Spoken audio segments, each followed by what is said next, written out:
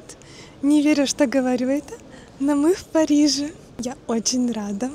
Париж — это была моя мечта. Вот если представить те страны, которые я бы хотела посетить за свою жизнь, то Париж, наверное, занимал одно из первых мест в этом списке. Сегодня уже приехали, сходили покушать, и сейчас гуляем и двигаемся в сторону музея, который сегодня пойдем.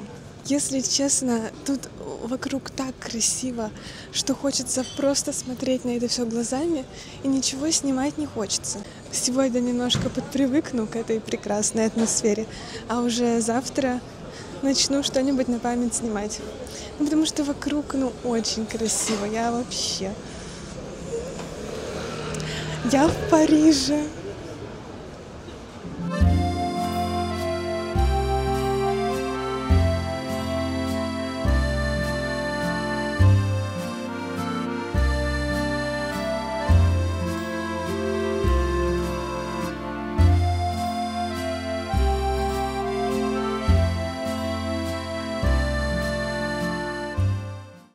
Сейчас произойдет очень важное событие, потому что я первый раз увижу Эйфелеву башню. Сева привел меня на смотровую площадку. Я просто пытаюсь не смотреть сейчас на Эйфелеву башню. Вот, он привел меня специально на смотровую площадку, чтобы у меня был эффект вау.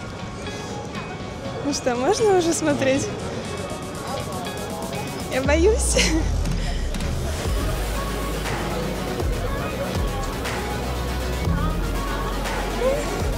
Как красиво. Больше ничего не могу сказать, потому что очень красиво. В общем, сейчас покажу вам то, что вижу я. Я не верю, что картинка, которая у меня была там на разных тетрадках в школе, на блокнотиках, на календариках, на всем, чем можно, теперь передо мной. Я помню, что когда я была маленькая, я еще бабушке рисовала Эйфелеву башню.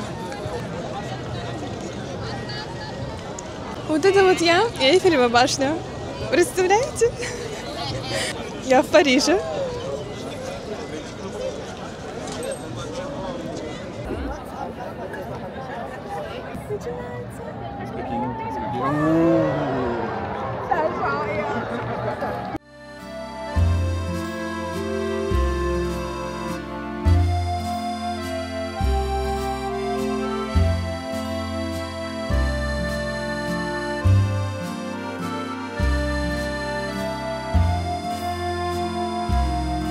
Всем приветик! Мы начинаем наш первый полный день в Париже. И наша первая локация — это, конечно же, Эйфелева башня.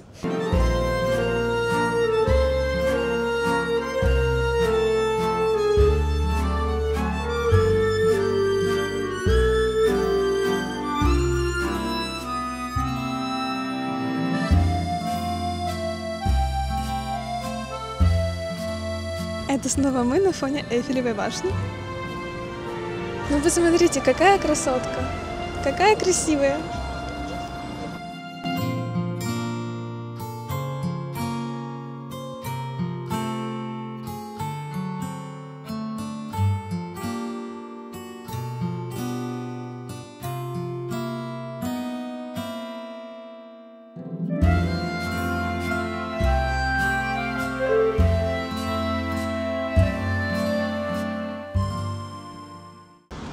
Я и музей Пети.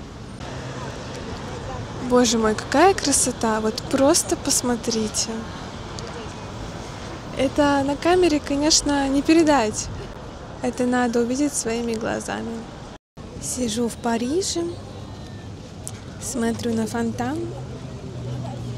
Жизнь прекрасна. Вот такой вот фонтан у нас.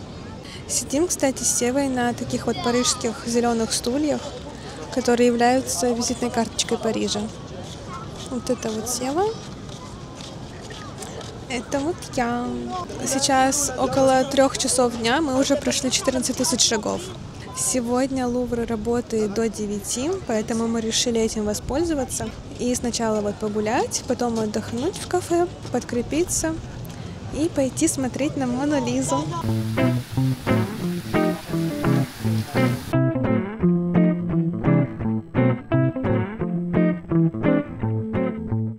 Мы сейчас находимся в садах Тюильри. И вот в этом месте у меня глаза просто нереально разбегаются. Здесь так много достопримечательностей. Вот куда ни посмотришь, везде красиво. И вчера, когда я первый раз здесь оказалась, у меня просто внимание, оно рассеялось. Я не знала, на что мне смотреть. Тут и статуи, и такие вот красивые цветы. И вот этот вот олимпийский шар. Там еще и Лувр. Еще я тут хожу тебе. Да, тут еще Сева маячит. Хочется на меня тоже смотреть. Да.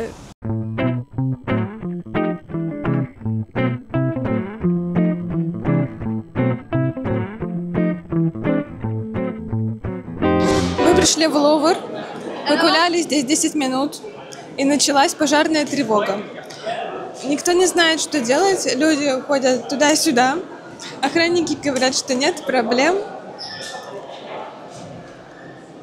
Ну, немножко стрёмно, конечно. Нет, как бы из положительного половина людей сейчас просто ушла, и стало полегче дышать. Ну да, народу здесь, конечно, очень много. Ну вот сейчас половина эвакуируется, и мы спокойно посмотрим экспонаты.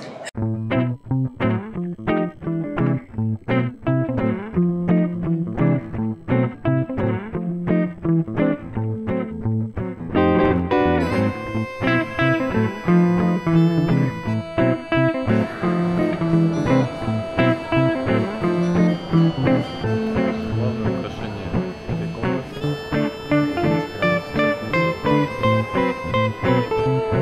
Вот мы и пришли в самый главный зал Лувра.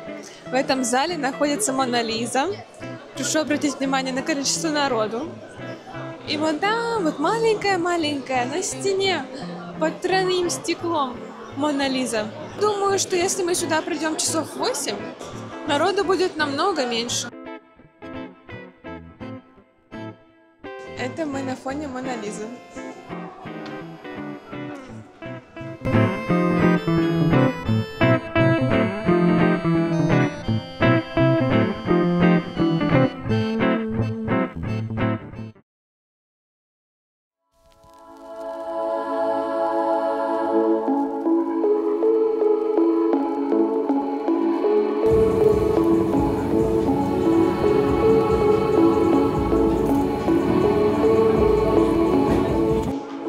Всем привет! Мы начинаем наш третий день в Париже, и сегодня мы пришли в оперу.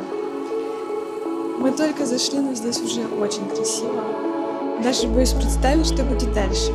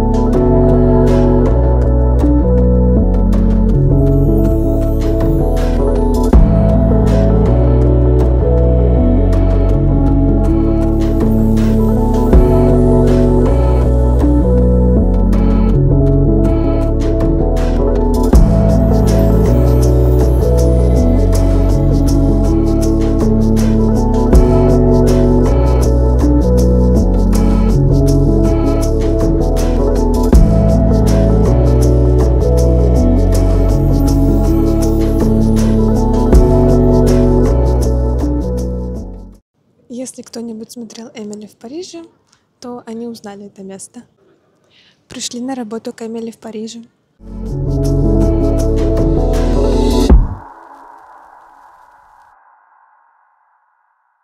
Сзади меня находится дом Эмили в Париже. Пришли к ней в гости.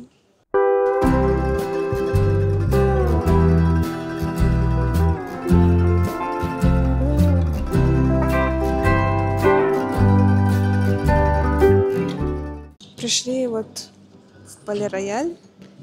Все почему-то фоткаются с этими кругами, танцуют. Спой свою песню. Жуни-мури-ури-бам, мари-ди-там, тури-тури-тури-там, тари-ди-там, тури-тури-тури-там, тари-ди-та-та-та-ра-та-ра-та-та. Уже что-то нету сил идти. Насмотрелся на шедевры искусства, и меня парализовало. Бро уже немножко устал. На третий день нашей поездки Бро уже подает знаки, что он уже что-то не может ходить, что он устал, что он не может смотреть на искусство, что он не запомнил ни одну картину или скульптуру в сегодняшнем музее. И говорит уже, что пойдем. Скульптуры, картины, гобелены, вазы, скульптуры, картины, гобелены, вазы. Ну, вот такой вот саммари мы получили.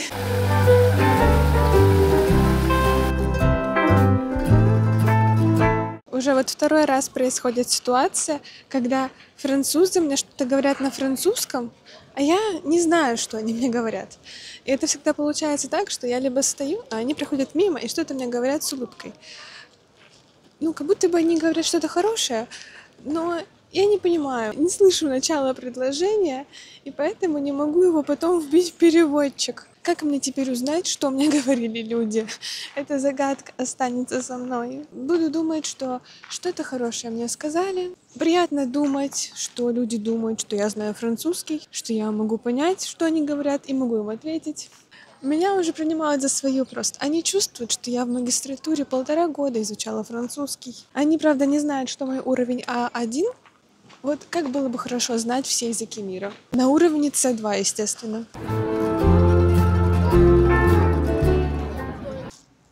У меня получилось сделать заказ на французском языке. И теперь у нас здесь вот такой вот завтрак. Благодаря тому, что я сказала на французском. Я очень рада. Я не знаю. Мне было так страшно. Но я вспомнила название даже цифр по французском дальше, чем 1 и 2. Можно было сказать 4 круассана.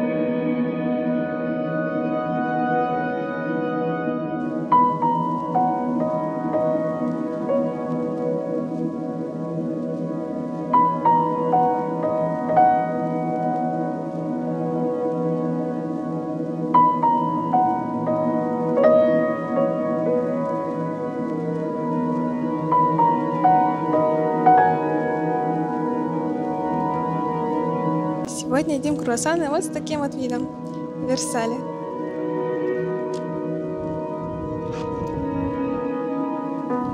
Вот такой вот парк красивый. Это мы сейчас будем есть круассанчики. А это Версаль.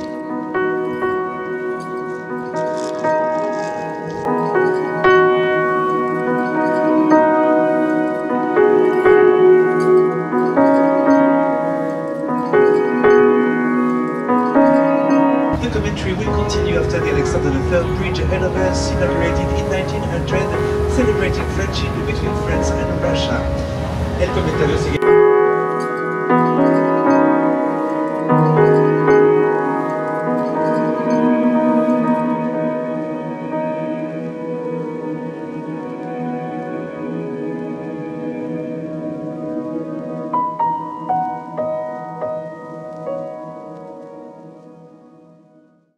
Всем привет!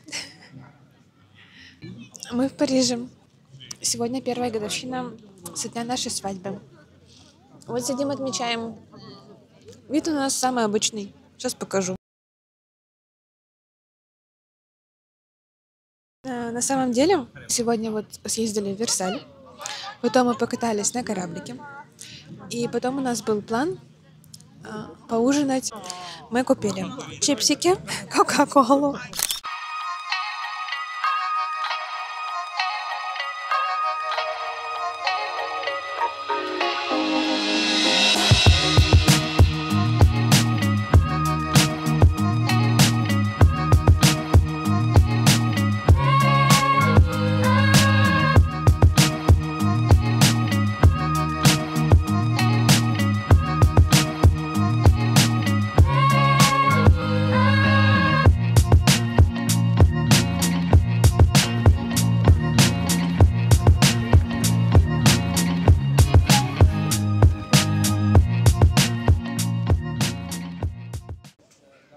Снимаем сладкую жизнь, Сева сказала. Сидим в Люксембургском саду.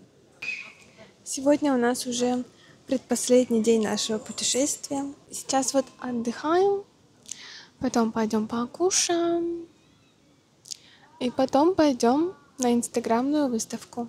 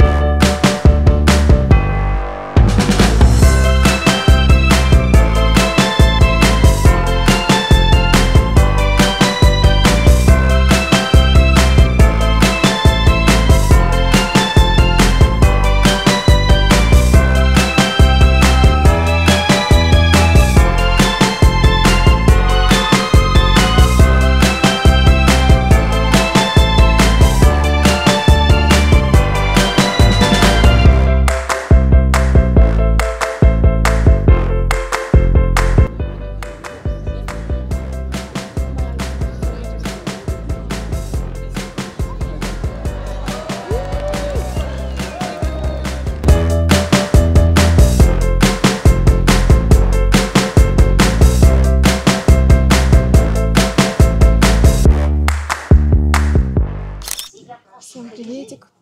Мы пришли в Юникло. Все было хорошо. Я наслаждалась покупками, выбирала себе вещи. До того момента, пока не позвонил Сева и сказал, что у него некоторые проблемы. В общем, у нас был шопер, в котором лежали наши булки на обед, и санитайзер от Биокада, и шопер с логотипом Ханкина, который мне подарили, когда я ездила на семестр по обмену. В общем, Сева его потерял. Теперь у нас нету булок и шопера. И хорошего настроения у нас тоже больше нет. Я его положил на минуту. Как вы могли украсть? Бро просто, Как мне немножко померить расслабился. куртку? Объясни, как мне померить Немножко куртку? расслабился человек. В Париже небезопасно. Я столько рилсов смотрела, как здесь воруют, эти вот карманники. Я всю поездку держала все вещи при себе, рюкзак носила как дурочка впереди себя, чтобы ничего не потерять. Ну вот, на последней нашей станции, когда нам уже уезжать через несколько минут, садиться на автобус, мы решили все-таки оставить Парижу на память наши вещи. Вот так вот. Хорошо, что там не было ничего, кроме этих булок. Обидно, конечно, немножечко за шопер сам, но у меня есть другие шоперы. Зато пока я не узнала вот эту вот Севину новость, просто мы были с ним на разных этажах. Он был в мужском отделе, я в женском. Я очень хорошо проводила время. Мне так нравилось, сколько здесь одежды красивой. Я так много всего померила, выбрала то, что мне надо. Но, к сожалению, потом началась какая-то череда не очень приятных новостей. Сейчас заново будем покупать булку эту и поедем уже в Хельсинки. А вот у нас в Хельсинки такого не бывает. Если ты у нас оставил на остановке какую-нибудь вещь, кто-нибудь ее подвинет на заметное место, чтобы ты ее забрал. А тут надо быть начеку постоянно. Ну ладно, все, давайте.